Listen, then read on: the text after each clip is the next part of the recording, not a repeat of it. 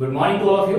आई am Vijay Kumar Sharma और आज मैं आपके लिए लेकर आया हूं पास्ट कॉन्टिन्यूअस टेंस। इसके पहले जो है हम लोग जो है प्रेजेंट परफेक्ट के बारे में बात कर चुके थे, प्रेजेंट कॉन्टिन्यूअस के बारे में हमने बात कर ली थी। आज हम बात करेंगे पास्ट कॉन्टिन्यूअस टेंस की। तो चलिए अब हम बात करते हैं पास्ट कॉन्टिन्यूअस टेंस। मैंने आपको पहले भी बताया था, प्रेजेंट कॉन्टिन्यूअस में भी बताया था आपको, इसमें भी मैं बता देता हूं आपको कि इस कॉन्टिन्यूअस को ही हम लोग जो है प्रोग्रेसिव भी बोलते हैं और इसी को हम लोग जो है ड्यूरेटिव भी बोलते हैं। तो कहने का मतलब है कि हम इसे पास्ट कॉन्टिन्यूअस टेंस भी कह सकते हैं, पास्ट प्रोग्रेसिव टेंस भी कह सकते हैं और पास्ट ड्यूरेटिव टेंस भी कह सकते हैं। तो चलिए अब हम सबसे पहले बात करेंगे इसकी आइडेंटिटी की, इसकी पहचान की। यदि सेंटेंस हमारे एग्जाम में दिया गया हो तो हम कैसे पहचानेंगे कि वो सेंटेंस जो है पास्ट कॉन्टिन्यूअस टेंस का है। तो चलिए हम इस पर डिस्कस करते हैं। सबसे पहले हम बात करेंगे यहां पर एडवर्ब्स की। इसकी जो एडवर्ब्स होती है वो होती है that take at the time, at that moment,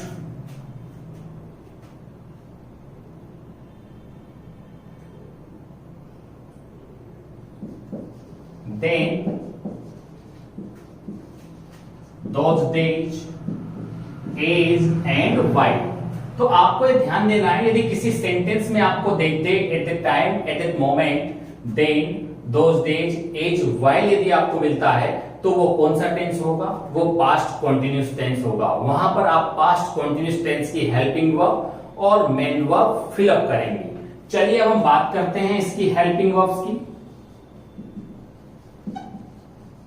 इसकी जो हेल्पिंग वर्ब्स होती है वो होती है वॉच और वर।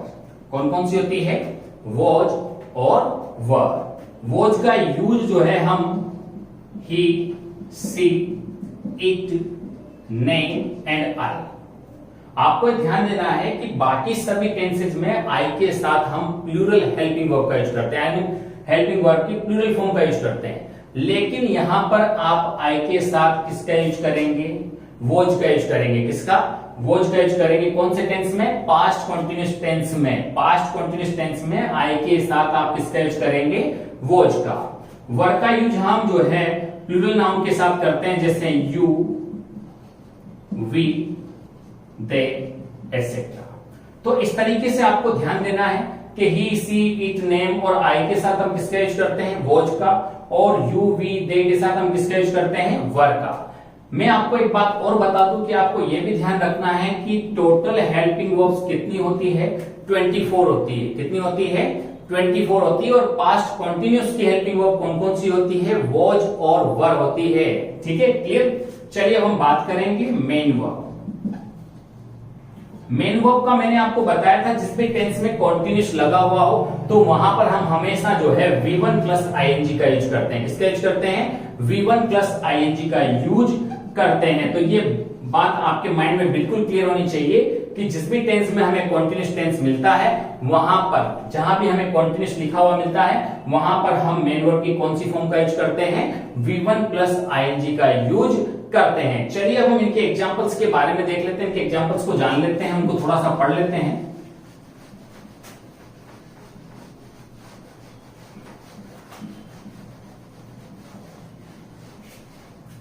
एग्जांपल्स को समझेंगे आप। देखो, the farmer plough the field those days। The farmer plowed the field those days। My father read the newspaper day to day।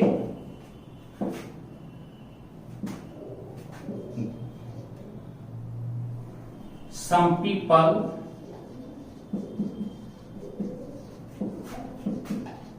walk here and there at that time. Those days live in the kingdom of Akbar. तो इस तरीके से आपको ध्यान देना है कि ये जो सेंटेंस आपके सामने दिए गए हैं, आप इनमें सबसे पहले क्या देखेंगे, आप आइडेंटिटी देखेंगे। आइडेंटिटी से हमें पता लगेगा कि वो जो सेंटेंस है वो कौन से टेंस का है। जब हमें इस बात का पता लग जाए कि वो कौन से टेंस का है, तो उसकी हेल्पिंग वर्ब और मेन वर्ब जो है हम फिलअप करते हैं। तो यहां देखो, सबसे पहले हम क्या देख रहे हैं, आइडेंटिटी देख रहे हैं। तो यहां क्या दिया गया है, दोज डेज। यहां पर देखो क्या दिया हुआ है, दैट डे। यहां क्या दिया हुआ है, एट द टाइम। यहां पर क्या दिया हुआ है, दोज डेज। इसका मतलब ये है कि ये सारे के सारे सेंटेंस जो है कौन से टेंस के हैं, ये पास्ट कॉन्टिन्यूस टेंस के हैं। इसमें हमें पास्ट कॉन्टिन्यूस टेंस की हेल्पिंग वर्ब और मेन वर्ब फिलअप करनी है। तो यहां देखो, द फार्मर क्या है, सिंगुलर है। सिंगुलर है तो सिंगुलर के साथ हम किसका यूज करेंगे, वॉच का, और इसमें हम क्या लगा देंगे, आईएनजी। तो क्या हो जाएगा, वॉच ग्लोइंग। यहां पर देखो, माय फादर क्या है, सिंगुलर है। सिंगुलर के साथ आप कौन सी हेल्पिंग वर्ब लगाएंगे, वॉच, और वॉच के साथ आप क्या लगा देंगे, आईएनजी। तो क्या हो जाएगा, वॉच रीडिंग। क्या हो जाएगा, वॉच रीडिंग। यहां देखो, सम पीपल जो है, पीपल क्या है, प्लूरल है। क्या है, प्लूरल है, और प्लूरल के साथ हम हमेशा किसका यूज करते हैं, वर का यूज करते हैं, और इसमें हम क्या लगा देंगे, आईएनजी लगा देंगे। तो क्या हो जाएगा, वर वॉकिंग। यहां देखो, ही के साथ क्या लगेगा, सिंगुलर है तो क्या लगा देंगे, वॉच, और इसमें क्या लगा देंगे, आईएनजी।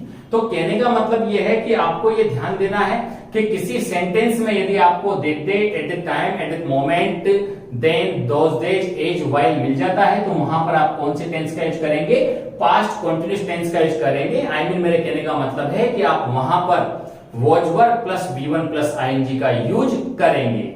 चलिए, इसका एक और रूल है, उसके बारे में हम थोड़ी सी डिस्कस कर लेते हैं।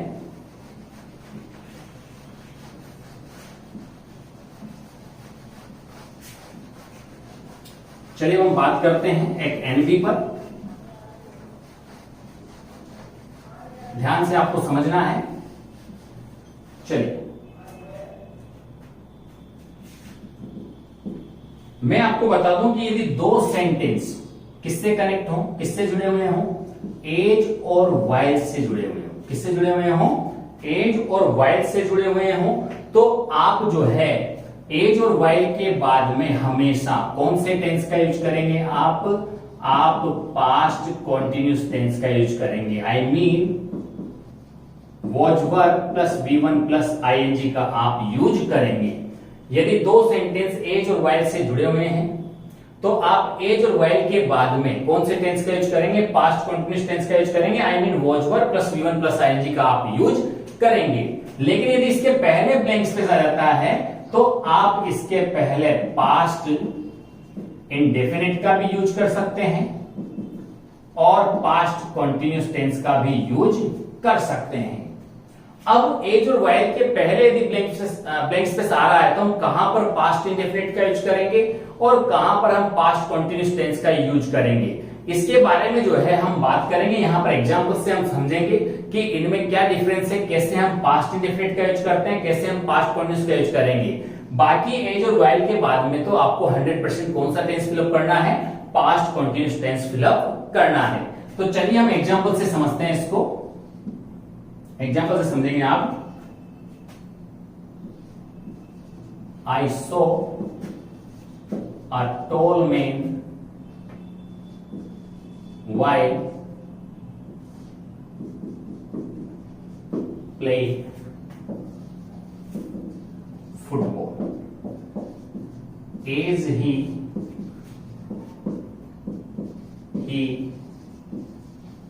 fell down.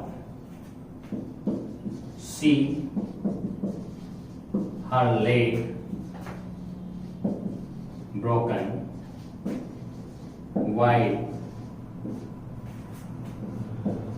drive a car. अब यहां देखेंगे, नेक्स्ट में देखेंगे आप आई वॉज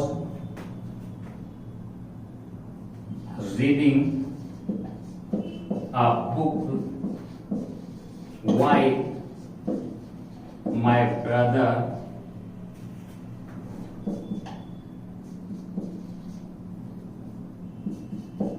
played।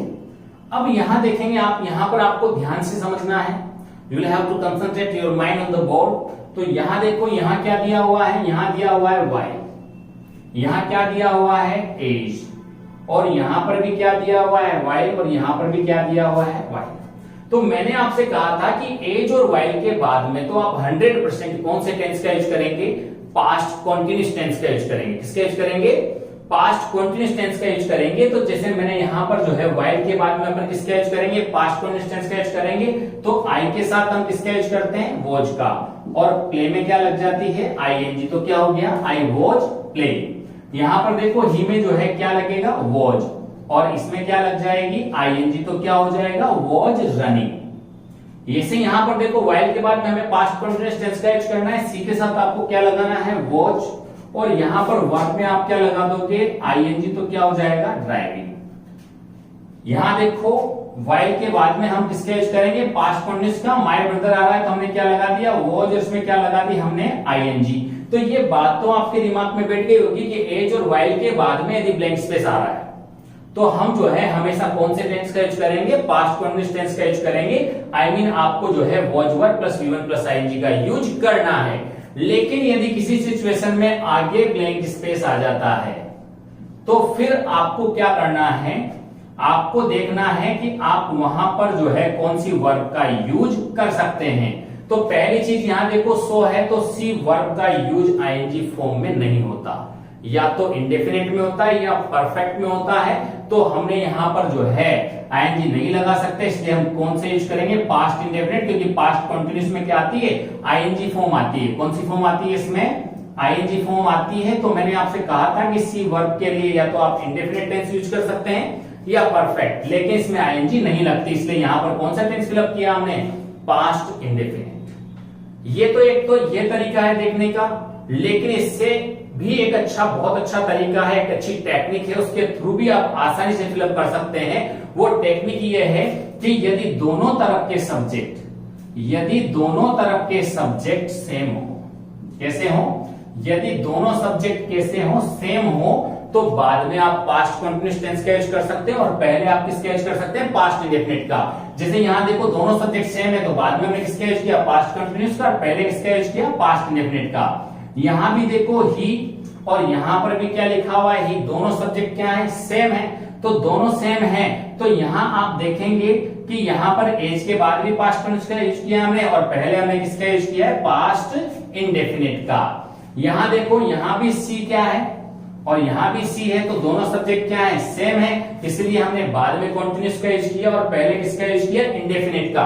तो ये एक ट्रिक है, इस ट्रिक के द्वारा भी आप क्वेश्चन सोल्व कर सकते हो। एक तो मैंने आपको बता ही दिया कि जैसे यदि मान लो कुछ ऐसी वर्ब्स आती है जिनका यूज कॉन्टिन्यूस में नहीं होता है तो वहां पर किसका यूज होगा, पास्ट इंडेफिनिट का यूज होगा। लेकिन यदि आप ट्रिक वाइज सोल्व करना चाहते हैं तो आप सोल्व कर सकते हैं कि यदि दोनों सब्जेक्ट सेम हो तो बाद में आप पास्ट कॉन्टिन्यूस का यूज कर सकते हैं और पहले किसका यूज कर सकते हैं, पास्ट इंडेफिनिट का। लेकिन यदि दोनों सब्जेक्ट डिफरेंट हो, अलग अलग हो, क्या हो, यदि दोनों सब्जेक्ट डिफरेंट हो, दोनों सब्जेक्ट अलग अलग हो, तो आप बाद में भी पास्ट कॉन्टिन्यूस का यूज कर सकते हैं और पहले भी आप पास्ट कॉन्टिन्यूस टेंस का यूज कर सकते हैं। तो ये एक ट्रिक थी जो मैंने भी आपको बताई कि यदि दोनों सब्जेक्ट सेम हो, दोनों सेंटेंस के सब्जेक्ट सेम हो, तो आप पहले पास्ट इंडेफिनिट टेंस का यूज कर सकते हैं और बाद में पास्ट कॉन्टिन्यूस का।